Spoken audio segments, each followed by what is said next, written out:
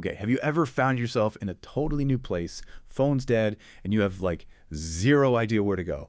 That feeling of being just utterly lost, it can be really disorienting, can't it?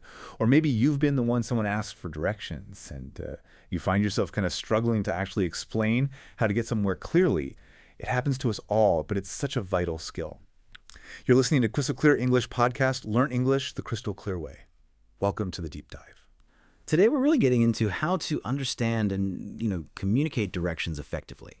Because navigating the world, whether it's a city you've never been to, a huge office building, or even just a different neighborhood in your own town, it all comes down to clear communication. So our mission today is to uncover some really practical phrases and strategies for both asking for help when you're lost and for giving directions that actually help someone find their way. Let's dive in. So let's picture this. You're in an area you don't know, and you really need to find, say, a supermarket. You have a feeling it's around where? What are those basic phrases we hear all the time for just getting around on the street? How do we go from lost to, well, found? Right. It's interesting because some core ideas are pretty universal. When we talk about street directions, we often use these sort of macro directions, big movements. You'll hear things like go past and then a landmark, go past the church, or go past the primary school. These landmarks, they're your visual anchors, really. Anchors, yeah, I like that. Exactly. Then for turns, it's usually turn left or turn right at the, traffic lights, crossroads, maybe the first intersection or the second, like turn left at the next lights or take a right at the crossroads. Pretty standard stuff. Uh-huh. And for distance, it's often goes straight, maybe go straight ahead, sometimes with a distance like for 2 kilometers or about 200 meters or even time about 10 minutes. Then, when pinpointing the place, you might hear, it's on the second intersection on the right, or maybe it's on the corner, it's opposite the bank, or across from the road. The key thing is mixing these movement words with clear landmarks. Landmarks are so crucial, aren't they? They build that mental map. But, I've definitely been there nodding along like I get it. But inside I'm thinking, what did they just say? What's going on there? And more importantly, how do we backtrack or ask for clarification when we're confused without feeling awkward? Oh, that's so common. And it brings up a really good point about cognitive load. When someone rattles off directions, it's easy to just, lose bits of information, especially if you're stressed. Yeah, exactly. So the really vital thing is to confirm and just be honest if you're lost. There's absolutely no shame in saying, sorry, could you say that again, please? Yeah. Maybe a bit slower. Yeah. Or if they might have one asking, could you maybe show me on the map? People usually want to help. Right. And it's totally okay to say, I'm a bit lost, actually. I think I've been walking in circles for like 30 minutes. Honesty helps. Sometimes, of course, the person you ask just doesn't know, or there's a misunderstanding. So knowing when to just say, okay, thanks anyway, and ask someone else, that's a skill too. It's about managing that info flow. That's really good advice. Makes it feel less intimidating. Because just walking up to a stranger can feel like a hurdle. So how do we start that interaction? What's the best, most polite way to just, ask for help? Politeness is key, definitely. It just sets the right tone. The simplest and best ways are usually things like, excuse me, where is the nearest supermarket? Or, excuse me, can you tell me the way to the nearest supermarket? Another really good one is, excuse me, could you point me in the right direction for the supermarket? These are clear, polite, and get straight to the point without being demanding. Okay, great. So we've tackled the streets. But what about when you're inside? Like in a big office building or maybe a hotel? Or even huge places like a zoo or a park. The basics are the same, I guess, but the specific words must change quite a bit, right? How do we navigate inside? Yeah, exactly. The environment changes the vocabulary, but the need for clarity is still there. Inside a building, like an office or hotel, you'll hear directions using features of the building.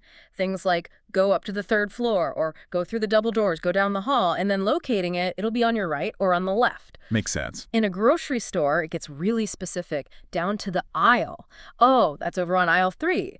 Or it's near the canned fruit, maybe on the top shelf, micro locations. Right. Very precise. And sometimes you get a mix. Maybe finding an agency involves streets and going inside. You might hear something complex like, okay, take a left at this crossroads, go along the street till you reach the traffic lights, then take a right after that, go past the cinema. You'll see a bank on the left, keep going straight about 200 meters, and the building you want is opposite the mall. See how it chunks the info. Streets, landmarks, distance, then the final spot. Yeah, breaking it down helps. Definitely. And in places like zoos or parks, it's about paths and exhibits. To get to the elephants, you need to go through the primate exhibit, turn left at the reptile house, and sort of loop around the safari exhibit. Or for restrooms, maybe. You need to follow the path around the park, go past the splash pad, and the bathrooms are right next to the merry-go-round. It's all about using those spatial descriptions. I notice those inside directions rely heavily on prepositions. Those little words like next to, between, behind, across from, opposite. These can be tricky. Could you give us a quick breakdown of the differences? Because that's where I think learners often get a bit stuck. Absolutely. Prepositions are tiny words that do a lot of heavy lifting in directions. They pinpoint location. So the pharmacy is next to the supermarket means they're right beside each other, sharing a wall, perhaps. The police station is between the hospital and the gas station.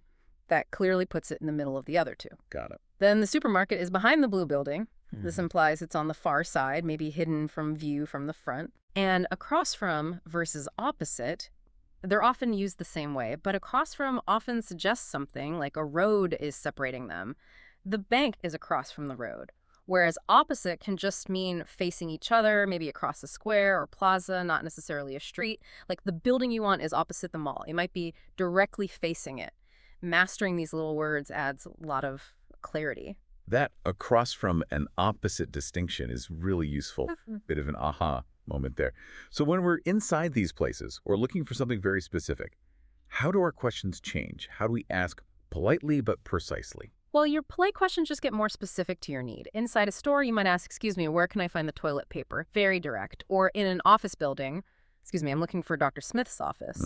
And a really useful one in any large building is, excuse me, can you point me in the direction of the exit?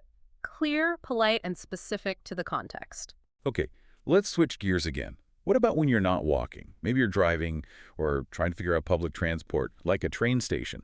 The language must get even more specialized then, right? With road names and platform numbers and things. Oh, absolutely. Precision becomes even more critical then. When driving, directions bring in street names, highway names, or numbers, exit numbers. You'll hear things like, take a left onto 9th Street and drive to the freeway entrance, then take the freeway toward King City. Right. Followed by maybe continue on the freeway to exit 25, and then take the exit and turn right onto King Street. Continue on King Street for about 2 miles, and then turn left onto 10th Street.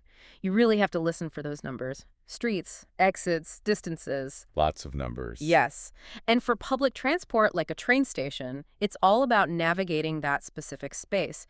Go down the stairs, turn to the left, follow the signs for Platform 6, and maybe look for Train 34. It's a whole different vocabulary set tied to that mode of travel. Those driving directions especially, or really any complex set if your phone's died. Remembering all those steps is tough. I know I've often wished I could just pause the person and write it down. How vital is writing it down, and how do we politely ask to do that? It's incredibly important, sometimes essential for complex instructions. Our short-term memory just isn't built for long strings of directions, especially under pressure or in another language. Totally agree. So it's perfectly fine, even advisable, to gently interrupt and say something like, wait a minute, sorry, that's quite a few steps. Could I quickly write this down? I won't remember it all. Or could you say that again slowly while I just jot it down? Most people understand and appreciate that you're trying to get it right. It's about knowing your limits and managing the information. That's good to know it's okay to ask. And what about specific questions for these driving or transport situations when you need instant clarification? Yeah, the questions often become more immediate. If someone's giving you directions live while you drive, you might need to ask, okay, should I turn right or turn left now? Very time sensitive.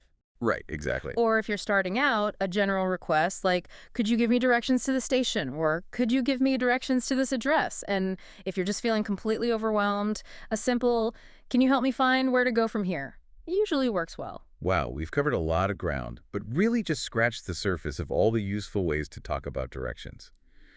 If you're enjoying this deep dive and want more amazing insights into learning English, please do remember to follow and subscribe to Crystal Clear English Podcast.